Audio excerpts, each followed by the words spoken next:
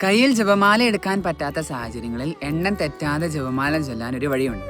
മാലാഖമാരുടെ രാജ്ഞിയായ പരിശുദ്ധ അമ്മയോട് മാലാഖമാരുടെ കൂടെ നമുക്ക് പ്രാർത്ഥിക്കാൻ കഴിയും.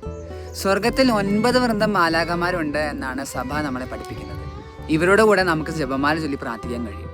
എങ്ങനെയെന്നോ, രഹസ്യം ധ്യാനിച്ചതിന് ശേഷം സ്വർഗസ്ഥനായ പിതാവേ എന്ന പ്രാർത്ഥന കഴിഞ്ഞിട്ട് ഓരോ നന്മ നിറഞ്ഞ മറിയവും ഓരോ വൃന്ദം മാലാഖമാരുടെ കൂടെ ചൊല്ലണം. ഉദാഹരണത്തിന്, 1-ാം വൃന്ദം മാലാഖമാരോട് ചേർന്ന് നന്മ നിറഞ്ഞ മറിയമേ ചൊല്ലുന്നു. 2-ാം വൃന്ദം മാലാഖമാരോട് ചേർന്ന് നന്മ നിറഞ്ഞ മറിയമേ ചൊല്ലുന്നു.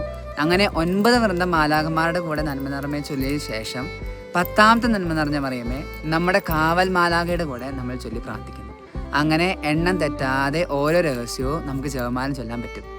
നമ്മുടെ കയ്യിലെ ജപമാല എടുക്കാൻ പറ്റാത്ത സാഹചര്യങ്ങളിൽ നമ്മൾ ജോലി തിരക്കിലെല്ലാം ആയിരിക്കുമ്പോൾ ഒറ്റയ്ക്കോ സമൂഹമായിട്ടോ നമുക്ക് ഇങ്ങനെ ജപമാല ചൊല്ലാൻ സാധിക്കും. വിശുദ്ധ ലൂയിസ് ഡി മോൺഫോർട്ട് ഇങ്ങനെ പറയുന്നു: എല്ലാ ദിവസവും ജപമാല ചൊല്ലി പ്രാർത്ഥിക്കുന്ന ഒരു ആത്മാവ് വഴിതെറ്റി പോകാതെ പരിശുദ്ധ അമ്മ സംരക്ഷിക്കുന്നു. നമുക്കും പരിശുദ്ധ അമ്മയിലൂടെ ഈശോയിലേക്ക് വളരാം.